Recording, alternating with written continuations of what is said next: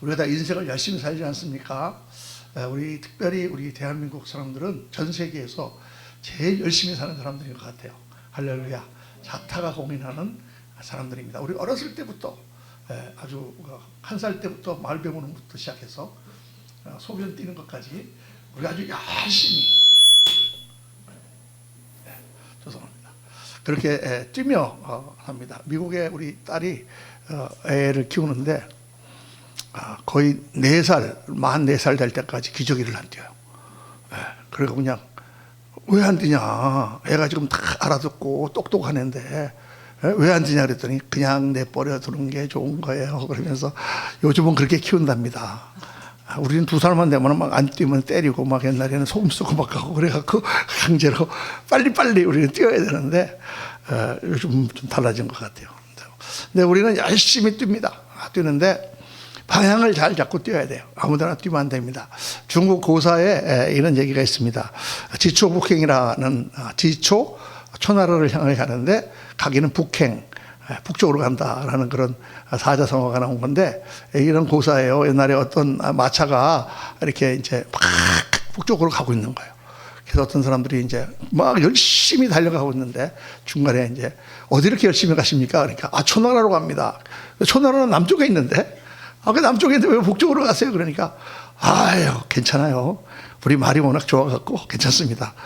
아니 말이 좋으면 무슨 소용이 있습니까? 북쪽으로 계속 가면 더 멀어지는데 남쪽으로 가야지. 아유 괜찮아. 여비가 넉넉하기 때문에 괜찮습니다. 그러니까 아니 그래도 여비가 아무리 넉넉해도 북쪽으로 가면 안 되잖아요. 그러니까 아이 괜찮아요 괜찮아요. 우리 마부가 워낙 말을 잘 모니까 괜찮습니다. 요랬다는 아주 바보 같은 얘기죠. 그런데 중국 고사들은 바보 같은 얘기인데 굉장히 인생에 깊은 그런 깨달음을 주는 게 있습니다.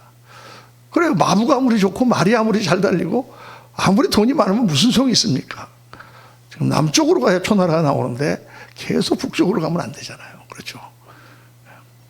지초북행이라. 여러분 이 이야기는 오늘날의 우리 이 시대 사람들이 살아가는 모습을 아주 그대로 보여주는 것 같습니다. 그냥 달리기만 하는 거예요. 열심히 달리는 거예요.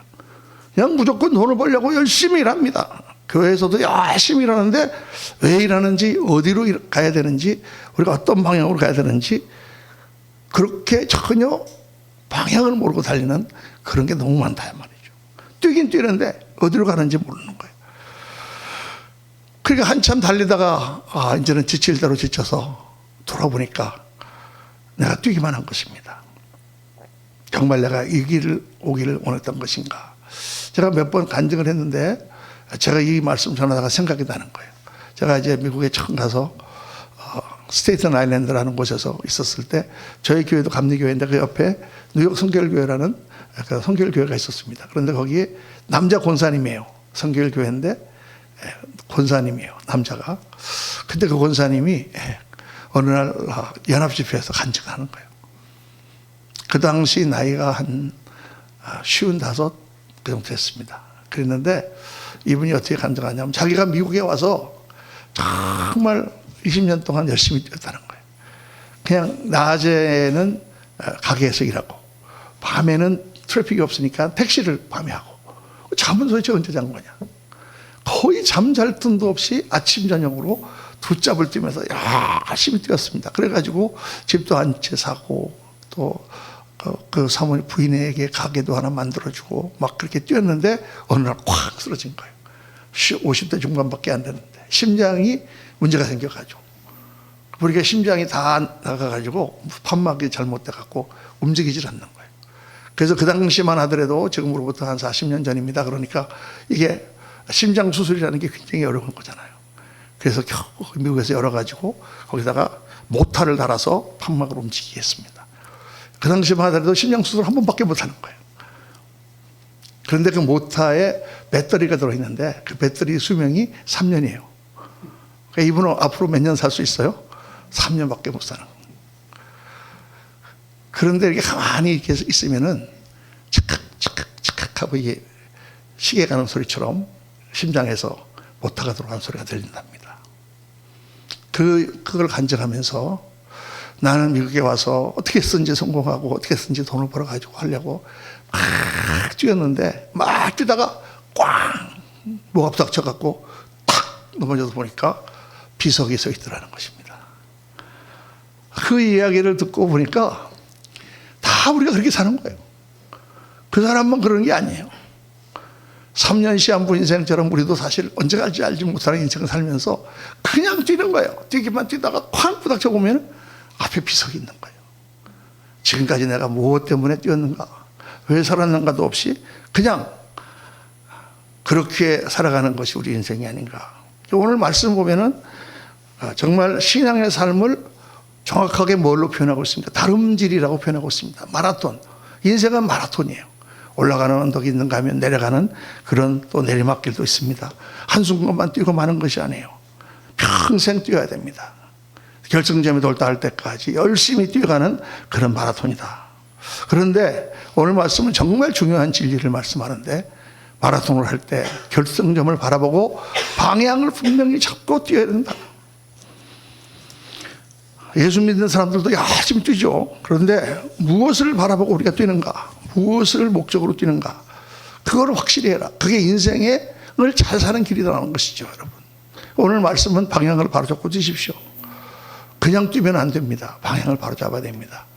그래서 이거를 집사님 요거를 맞춰주셔야 돼요. 거기다가 그 클릭을 딱 해주셔야. 아니 마우스로. 그래야 이게 작동을 합니다.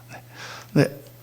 인생을 열심히 사는데, 열심히 사는 원리 첫 번째가 뭐냐 하면, 오늘 말씀은 하나님의 상을 바라보고 뛰어라는 거예요. 하나님의 상을. 마라톤의 최우선 목적은 가서 금메달을 따는 것이죠. 입상을 하는 것이죠. 마라토너들이 메달을 바라보고 뛰는 것처럼 우리 신앙의 삶도 분명한 상급을 바라보고 뛰어야 한다. 그게 좋은 인생이에요, 여러분. 하나님의 상급보다 더 귀한 게 없습니다. 목사님 뭐 상급도 중요하지만 저는 이 땅에서 돈을 많이 벌고 싶어요. 그런 분도 있지만, 저는 많은 분들이 돈을 많이 벌고 인생이 너무 안 좋게 끝나는 걸 많이 봤습니다. 제가 아는 어떤 분은 참 젊었을 때 별 아무것도 없는 분이었는데 열심히 이럭저럭 했고 사업을 하고 해가지고 돈을 많이 벌었어요. 이분이 처음에는 조그만 걸로 시작했는데, 제가 구체적인 거는 얘기 안 하려고 합니다. 그런데 점점 키우다 보니까 수천억 대의 재산가가 되었습니다. 정말 잘 살게 되었어요. 그런데 지금 연세가 이제 거의 90이 넘었는데, 문제는 부인도 돌아가시고 본인도 왔다 갔다 하는 그런 상황이 됐는데, 자식들이 그 재산 때문에 크게 싸우는 거예요. 그래가지고 완전히 원수지간처럼 되었습니다. 콩가루 집안도 그렇게 콩가루 집안이 될 수가 없어요. 자식들도 다 교육도 잘 시키고 했는데, 그런데 어떻게 그렇게 많은 돈을 벌었는데 가정은 다 그렇게 무너지는가? 방향이 분명해야 되는 것입니다. 돈을 벌고 아이들 잘 키우는 것도 중요하지만, 정말 바른 것을 가르쳐주고 바른 삶을 보이는 게 더 중요하죠. 어떤 사람은 인생에서 뭐 여행도 많이 다니고 좋은 데 많이 구경 다니고 알래스카에서부터 저 안데스 산맥까지 다 다니면서 많이 봐요. 그리고 막 너무 많이 봤다 막 얘기를 하지만, 여러분 그렇게 봐본들 뭐 무슨 볼 때만 그렇지, 안 보니까 한번 가서 보고 싶다, 가보면 그게 그거에다. 처음만 그렇지 뭐 한 두 번 가보세요. 뭐 다 그게 그거예요. 해 아래 있는 게 다 그렇습니다. 전도서에 나온 것처럼 헛되고 헛된 거예요, 여러분. 그래서 어떤 인생이 하나님이 상급 주시는 그런 인생인가? 그거는 하나님을 기쁘시게 하는 인생입니다. 우리의 삶이 크든 작든 많이 벌든 적게 벌든 어떻게 하든지 하나님을 기쁘시게 하는 삶을 우리가 살면 그건 정말 값진 인생이에요. 하나님이 기뻐하시지 않는 그러한 인생은 아무리 세상 사람들이 성공했다 그래도 성공할 수 없는 거예요. 인생의 최고의 상은 하나님께서 주시는 상입니다. 주님 앞에 갔을 때에 하나님께서 잘했다 착하고 충성된 종아, 그 면류관이 사실은 가장 우리가 추구해야 될 최고의 인생의 목표인 줄로 믿습니다.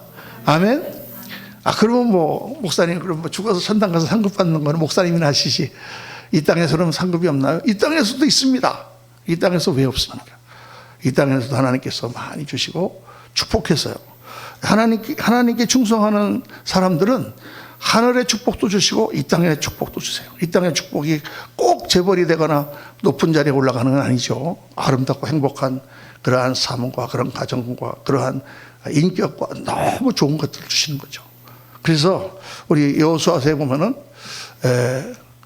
여호와께서 우리를 기뻐하시면 우리를 그 땅에 인도하여 들으시고 그 땅을 우리에게 주시리라. 이는 과연 젖과 꿀이 흐르는 땅이라. 젖과 꿀이 흐르는 땅, 좋은 삶을 주시는 거예요. 바른 삶을 주시는 거예요. 공의로운 삶을 주시는 거예요. 여러분, 예수님을 믿다가 열심히 해서 돈 많이 벌고 뭐 잘 되면 그게 축복이다, 하나님께서 복 주셨다 그러는데 그거 겉모양만 보고 축복이다 아니다를 할 수가 없어요. 정말 그 사람이 바르게 살았는가, 하나님 앞에 바르게 돈을 벌었는가, 이게 더 중요하거든요. 사실은요, 어떻게 살았는가. 하나님은 공의를 기뻐하시잖아요. 하나님은 의를 기뻐하십니다. 불의를 미워하시는 거예요. 1865년도에 미국에 남북전쟁이 일어났습니다. 여러분, 남북전쟁은 이제 한국 사실은 잘 모르시겠지만 정말 미국의 역사를 뒤집는 그런 사건이었어요. 남군과 북군이 딱 반으로 갈라져가지고 4년 동안 싸웠어요. 우리도 남북한이 3년 동안 싸웠지만 4년 동안 싸우면서 죽은 전사자만 60만 명이에요. 부상자는 수백만 명입니다.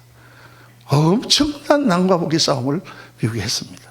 그런데 안타까운 것은 뭐냐면 남쪽이나 북쪽이나 다 그리스도인들이었다는 거예요. 전 미국이 예수님을 잘 믿을 때이기 때문에 열심히 예수님 믿는 북군과 예수님 믿는 남군이 싸우는 거예요. 그런데 특히 그 중에서도 그 남쪽이 더 믿음이 좋거든. 지금도 남쪽이 더 믿음이 좋습니다. 그러면 같이 믿는 사람들끼리 싸우는데 하나님이 누구 손을 들어줘야 되나? 누구 손을 들어줘야 할까요? 남쪽에 그 대통령이 제퍼슨 데이비스라고 하는 사람이었는데 이분은 정말 신앙자입니다. 신앙이 정말 좋고 기도를 많이 하시는 분이었어요. 그래서 전세가 이제 4년 동안 싸우다 보니까 3년 지나니까 처음에는 남군이 우세했는데 점점 북쪽이 더 우세하기 시작해가지고 남쪽이 밀리기 시작하는 거예요. 전세가 점점 악화되니까 이분이 어느 날 대통령이, 남쪽의 대통령이니까 남군에서 선포를 했습니다. 올 3월 27일은 그때가 아마 고난주일이었던 것 같아요. 우리가 다 하나님께 기도하는 날이다. 정말 하나님께 다 금식하고 온 국민들이 다 기도하자. 정말 하나님께서 우리 기도를 들으셔서 우리가 이겨야 된다. 그러면은 선포를 해서 그날 전부 겸손하게 다 엎드려서 그날은 하나님 앞에 금식하며 기도했어요. 살아계신, 그리고 연설을 했습니다. 살아계신 지존의 하나님을 믿는 우리에게 우리는 온 마음으로 하나님을 의지해야 한다. 하나님만이 우리를 구원하시고 신뢰할 분임을 우리는 기억해야 된다. 기도만이 우리 남부연합군을 보호하고 지켜주는 방패가 된다. 할렐루야. 우리가 많이 듣던 이야기 아닙니까? 그렇게 선포를 하고 기도를 했는데 그 이야기를 들은 북군의 대통령이 누구예요? 아브라함 링컨. 아브라함 링컨이 그 말을 듣고 이렇게 말을 했습니다. 흑인의 이마에 흘러내리는 땀을 이용해서 자기 이익을 챙기려는 그런 사람들이 어떻게 감히 공의의 하나님께 기도를 하는가? 거기서 남과 북이 달리는 거죠. 다른 사람들의 이마에 땀을 흘리는 것을 이용해서 다른 사람들을 착취해서 그렇게 돈을 벌고 농장을 하는 그런 사람들이 어떻게 감히 공의의 하나님 앞에 기도를 할 수 있는가? 결국 어떻게 됐습니까? 북군이 이겼습니다. 하나님은 공의의 하나님. 하나님이 기뻐하시는 길은 공의의 길인 것이죠. 돈을 많이 버는 것도 중요하지만 바르게 버는 게 더 중요하죠. 돈을 많이 버는 것도 중요하지만 바르게 쓰는 것이 더 중요하죠. 하나님은 공의의 하나님이세요. 하나님이 기뻐하시는 길로 가는 것입니다. 그 길이 우리가 상급받는 길이고 올바른 인생의 길인 줄로 믿습니다. 둘째, 이 마라톤이라고 하는 것을 우리가 보면서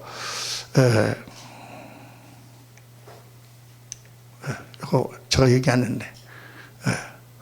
그 에브라함 링컨이 마지막으로 한 말이 오직 하나님의 뜻만이 승리한다. The will of God only prevails. 우리 교회는 제가 미국에서 왔기 때문에 항상 설교 시간에 영어를 배운다 그랬죠. The will of God only prevails. 하나님의 뜻만이 승리한다라는 말을 링컨이 했습니다. 유명한 말입니다. 하나님의 뜻이 아닌 길로 가지 말라라는 뜻이죠. 두 번째, 우리 신앙에 사는 올바른 인생, 열심히 뛰는 그 원리가 뭐냐. 둘째는 상을 받으려면 절제가 필요하다는 거예요. 뛰을 뛰는 선수, 마라톤 하는 선수가 자기 생활을 절제하지 못하면 아무리 천재라도 좌절할 수밖에 없어요. 여러분 이제 옛날 얘기가 됐지만은, 옛날에 우리나라에 무슨 골프 선수가 있었습니까? 1998년에 박셀이라고 하는 그런 어린 소녀가 나타나가지고 갑자기 US 오픈에서 우승을 하면서 우리 정말 골프라는 게 있다는 것을 사람들이 깨닫기 시작했죠. 그 후로 많은 사람들이 세리킷 그래가지고 정말 우승을 했습니다만은, 그때 박셀 선수가 유명한 말을 했어요. 뭐라 말했냐? 어떻게 우승할 수 있었느냐? 그랬더니 박셀 선수가 나는 골프 외에는 아무것도 안 했다는 거예요. 잘할 때 뭐 친구도 안 만나고 다른 것도 안 하고 뭐 연애도 못 해보고 나는 아무것도 안 하고 골프만 했다는 거예요. 그렇게 해서 나는 이렇게 선수가 될 수가 있었다. 그렇습니다, 여러분. 아무것도 없던 불모지인 그런 한국에서 그때 오직 골프만 했으니까 그렇게 성공을 하지, 다른 거 다 하고 그랬으면 어떻게 그런 선수가 나올 수 있겠어요. 여러분, 하나를 이루려면 다른 걸 포기해야 되는 것입니다.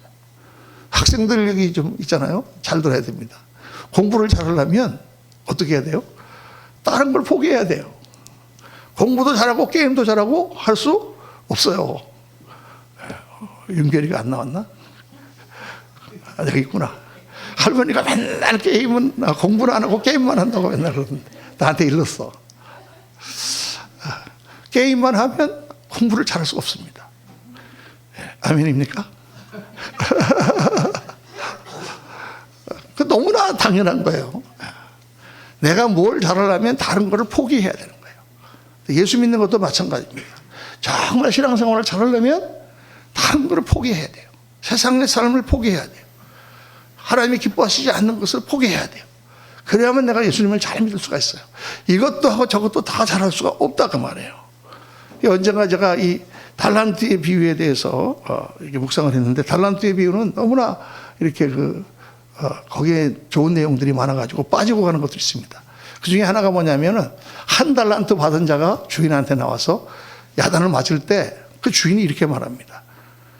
주인이 대답하여 가로되 악하고 게으른 종아, 나는 심지 않은 데서 거두고 해치지 않은 데서 모으는 줄 내가 알았느냐? 내가 심지 않은 데서 거두고 해치지 않은 데서 모으는 줄 내가 알았느냐? 이게 주인이 하나님이시잖아요. 하나님이 심지 않은 데서 거두고 해치지 않은 데서, 해친다라는 말은 이게 해친다라고 번역했는데 뿌린다라는 뜻이에요. 씨를 이렇게 해쳐서 뻗트리잖아요. 그렇죠? 씨를 뿌리니까 거기서 나는 거지. 아무것도 안 뿌리는데 날 수 있나요?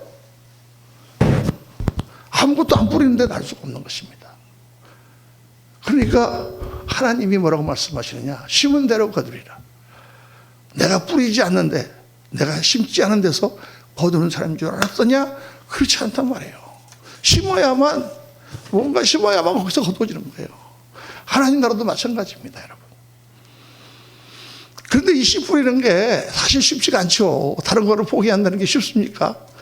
내가 너무 좋아하는 거를 그걸 안 하고 내가 하기 싫은 거를 한다는 게 절대 쉽지 않은 거죠. 그래서 성경에 보면 이 씨 뿌리는 거에 대해서 뭐라고 말씀하느냐? 눈물을 흘리며 씨를 뿌리는 자는 정녕 기쁨으로 거두리로다. 시편 126편 5절에 눈물을 흘리며 씨를 뿌리는 자는 기쁨으로 거두리로다. 울며 씨를 뿌리러 나간 자는 반드시 기쁨으로 그 곡식단을 가지고 돌아오리로다. 아니, 2번 반복을 했잖아요. 2번 반복한 거는 굉장히 중요하다는 뜻입니다. 똑같은 말을 2번이나 이 시에서. 그럼 왜 울면서 씨를 뿌리러 나가나요? 씨를 뿌리러 나간 사람이 노래 부르면서 씨를 뿌려야지. 근데 이 상황이 어떤 상황이냐? 우리나라의 옛날에 춘궁기라고 있잖아요. 춘궁기. 봄이 되면은 배가 고픈. 왜냐? 이제 양식이 있었던 거는 겨울에 다 먹어버리는 거예요. 그리고 봄이 됐는데 한 3월, 4월, 5월은 보리가 날 때까지는 너무 배가 고픈 시절인 거예요. 그러면 이제 3월 달에 씨를 뿌려야 되는데 애들이 배고프다고 막 울고 있는데, 저기 지금 자루가 하나 있는데, 곡식이 있는데, 그건 뭐야? 종자씨야. 종자씨가 딱 하나 남은 거 다 먹어버린 거예요. 근데 종자씨를 먹어버릴 수 있나요? 먹을 수가 없지. 그 종자씨를 먹어버리면 내년에는 아무것도 없는 거죠. 그러니까 애들이 배고프다고 우는데 그래도 이건 안 돼, 이건 안 돼 하고 가서 울며 씨를 뿌리는 거예요. 울며 배고파하는 그 아이들을 놔두고 그걸 못 먹이고 씨를 뿌리는 거예요. 그때 기쁨으로 단을 거둔단 말이죠. 여러분, 울며 씨를 뿌려야 돼요. 요즘에 우리 그 자녀들을 교육하는데 너무 아이들을 사랑하다 보니까 아이들 마음에 상처를 주기 싫다 그래가지고 야단을 안 쳐요. 그러고 막 애들이 삐뚤어 나가는데도 그래 괜찮아, 엄마가 사랑해, 너 있는 그대로 내가 다 받아줘, 이런단 말이에요. 어떻게 되겠습니까? 그 아이들의 장르를 망치는 거예요. 때로는 울면서 야단을 쳐야 돼요. 옛날에 로봇 딸이 세진이라고 제가 한번 설교 한번 한 적이 있는데 옛날 성도님들이 기억하실 거예요. 로봇 딸이 세진이, 그 어머니가 이 아이를 입양을 했는데 공항원에서 다리를 못 쓴, 다리가 잘라져서 못 쓰는 아이예요. 근데 그 아이다가 의족을 달아줘가지고 걸어. 그런데 얘가 자꾸 넘어지잖아요. 넘어지면 걸어. 얼마나 마음이 아프겠어요, 걔가. 너는 걸어야 돼. 그래서 걔는 평생 자기는 넘어지는 연습만 했다. 넘어지는 연습이 아니라 다시 일어나는 연습했다. 넘어지는 거 괜찮아. 그러나 다시 일어나야 돼. 엄마가 이르락 물고 그 아이를 그렇게 키웠습니다. 그래서 걔가 이제 나중에 장애인으로 수영도 하고, 저기 맥키니봉도 올라가고, 뭐 대단한 그런 승리를 보여줬죠. 눈물을 흘리며 아이를 키워야 되는 거예요. 사랑한다고 그냥 다 걔들이 하는 거 내버려두면 안 돼요. 그건 애들을 망치는 거예요. 어떤 일든지 눈물을 흘리며 씨를 뿌리는 일이 있어야만 거기에 거둠이 있는 것입니다. 그래서 여러분, 하나님은 눈물의 씨앗을 받기 원하십니다. 사랑만 눈물의 씨앗이 아니라 믿음도 눈물의 씨앗이에요. 눈물의 기도, 눈물의 희생, 눈물의 헌금, 눈물의 인내, 눈물의 사랑, 눈물의 노력, 그런 것들이 하나님을 감동시키고 하나님의 역사가 일어나는 거예요. 그래서 우리가 믿음을 키워야 됩니다. 세상 것을 절제하고 믿음을 키워야 돼요. 여러분, 우리 예배가, 새벽 예배가 매일 있죠. 수요 예배가 있죠. 또 금요 성령기도, 대만기도가 있죠. 또 주일 예배가 있죠. 또 구역 모임이 있죠. 우리 제자반이 있죠. 왜 그렇게 많이 모입니까? 연습을 하는 거예요. 그때마다 나와가지고 하나님 앞에 물론 예배드리고 하나님께 은혜를 또 받기도 하지만은 믿음을 키우는 거예요. 여러분, 어제 들었던 말씀 오늘 또 듣습니다. 오늘 아침 새벽에 목사님 말씀하셨는데 수요일날 또 말씀하십니다. 또 자꾸 듣는 거예요. 그렇게 자꾸 믿음을 들을수록 우리 믿음이 점점 더 강해지고 힘 있는 선수가 되는 거예요. 여러분, 권수 선수가 있는데 챔피언을 땄습니다. 할렐루야. 그런데 권수 선수가 챔피언 따고 나더니 그 다음부터는 새벽 연습도 안 나와, 수요일날 특별 연습도 안 나와, 금요일날 특별히 관장이 해주는 안수기도 해주는 거기도 안 나와, 또 주일날 연습도 빠져. 그러면 어떻게 되겠어요? 점점 실력이 떨어져가고 그 다음에는 챔피언을 뺏기는 것입니다. 우리가 믿음의 실력을 키워야 돼요, 여러분. 그렇게 키워야 어떤 어려움이 나오고 문제가 있어도 그때 우리가 믿음을 발휘하는 거예요. 힘들고 고난이 올 때 그때 좌절하는 것이 아니라 그때 일어나려면 평상시에 믿음의 실력을 많이 키워놔야 돼요. 그냥 주일날만 나와서 말씀 한번 듣고 이렇게 가는 거는 조만큼 유지하는 것밖에 안 되는 거죠. 사랑하는 성도님들, 절제하고 하나님 나라를 위해 투자하고 정말 주님께서 기뻐하시는 그러한 삶을 위해서 그렇게 나가시기를 주의 이름으로 축원합니다. 세 번째 중요한 원리가 뭐냐면, 신앙의 진정한 목표는 뭐냐? 인격이라는 거예요. 일이 아니에요. 이제 우리는 다 이 일을 한다 그러면, 뛴다 그러면 일에 포커스를 맞춥니다. 내가 무엇을 이루었다, 얼마만큼 했다, 이만큼 내가 벌었다, 그런 게 정말 값이 있는 것 같지만은 사실은 그게 아니라 그거를 하는 동안에 가꾸어진 나의 인격과 나의 삶의 모습이에요. 그게 정말이에요. 육상 이 마라톤을 보면은 마라톤 선수들이 이제 입상하는 프로 선수들이 앞에서 확 이제 몇백 명 뛰어나가지 않습니까? 그러면 보통 그 사람들이 뛰어나가고 나서 한 10분 뒤에 그냥 아마추어들 한 몇천 명이 뒤따라 뛰어갑니다. 그 사람들은 그냥 뛰는 거예요. 무슨 입상을 하겠어요. 앞에 뭐 케냐 선수 뭐 이런 사람들이 있는데 이 사람들은 그냥 42.69인가 뭐 그걸 뛰는 거예요. 그 키로를. 할머니도 뛰고 거기는 또 뭐 다리 아픈 사람도 뛰고 다 젊은 사람도 그냥 뛰는 거예요. 그래서 왜 뛰냐? 물어보면은 나와의 싸움에서 이기기 위해서 막 이렇게 대답을 하잖아요. 그렇죠? 마라톤을 다 뛰었다는 것 자체가 그 사람들의 목표예요. 꼭 가서 메달을 따지 않아도 되는 거예요. 근데 어떻게 보면 우리가 신앙생활에서 우리 하나님 앞에 가는 것이 바로 그와 비슷합니다. 다 금메달, 다 무슨 선교사가 될 수는 없잖아요. 그러나 나름대로 내가 열심히 나 자신과의 싸움에서 하나님 앞에 정말 아름다운 삶을 드리는 그 자체가 하나님 앞에 굉장히 하나님을 기쁘시게 하고 우리들의 상급이 되는 거죠. 일이 중요한 게 아니라 그 일을 통하여 하나님께서 나를 바꾸시는 거예요. 그게 중요한 거예요. 여러분, 재벌 회장이 자기 아들을 승계자로 만들고 싶어서 훈련을 합니다. 어떻게 합니까? 말단으로 자기 회사에 집어넣어요. 아니, 지금 사원이 모자라갖고 걔를 집어넣는 거예요? 아니죠. 그걸 통해서 훈련하여 걔가 정말 자기 회사의 회장이 될 수 있을 그런 아이로 키우기 위해서. 하나님도 마찬가지예요. 하나님이 뭐가 부족하십니까? 사람이 없습니까? 일을 못 하십니까? 하나님께서 뭐 이루시지 못하는 게 있습니까? 다 하실 수가 있어요. 근데 하나님이 우리를 부르시는 것은 그거를 통하여 우리를 훈련시키시는 거예요. 그래서 내가 정말 하나님 앞에 아름다운 사람으로 세워지도록. 저는 목회자가 된 것이 너무 감사한 게 제가 무슨 일을 많이 해서 그런 게 아니라 목회자가 돼서 제가 많이 변했어요. 저는 사실 목회자가 될 수 없는 그런 성품입니다. 인내심도 부족하고 뭐 여러 가지 성격적인 면이나. 그런데 목회를 하면서 저는 많은 걸 깨달았어요. 뭘 깨달았느냐? 내 안에는 목사가 가져서는 안 될 그런 나쁜 것들이 너무나 많은 거예요. 그것들을 목회를 하면서 맨날 회개하면서 하나님 앞에 그걸 내려놓고 회개하고 또 안 되면 회개하고 새벽에 온유하십시오. 무슨 일이 있더라도 잘 참고 그렇게 하라고 설교해놓고 딱 나와서 차 타고 나오다가 차가 휙 껴들면은 엑 하고 욕을 한. 하나님께서 오래도 안 걸려.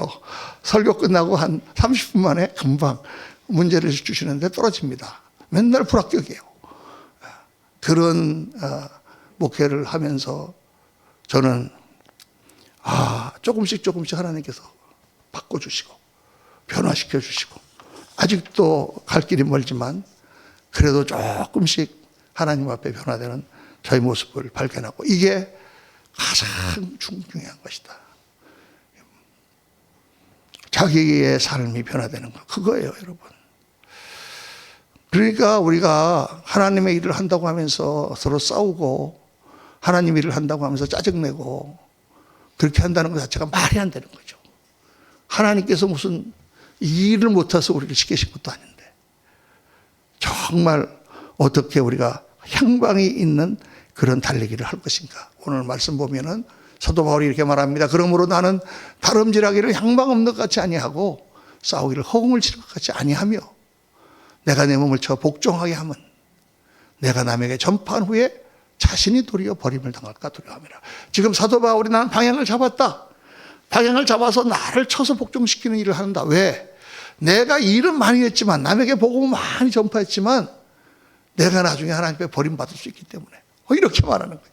아니, 사도 바울 같은 분이 버림받는다면 우리는 어떻게 되겠습니까?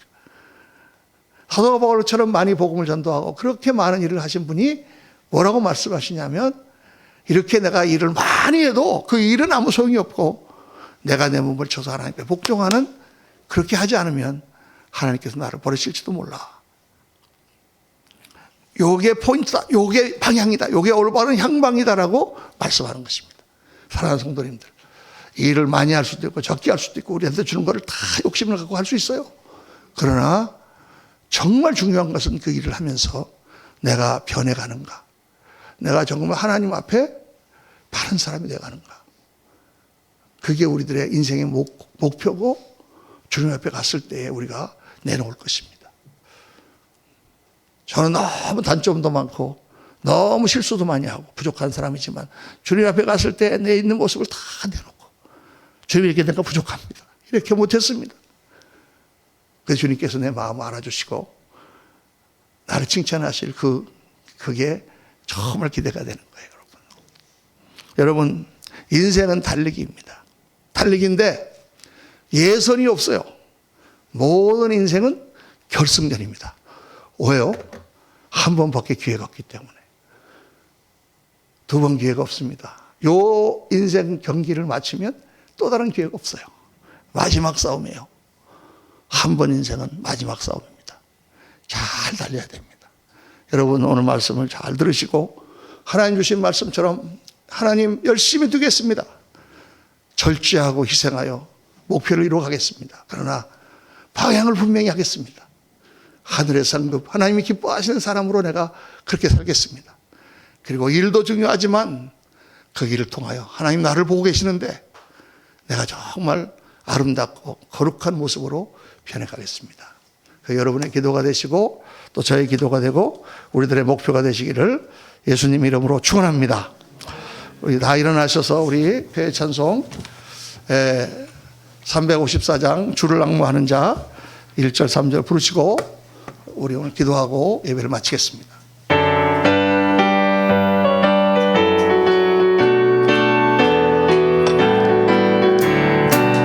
주를 앙모하는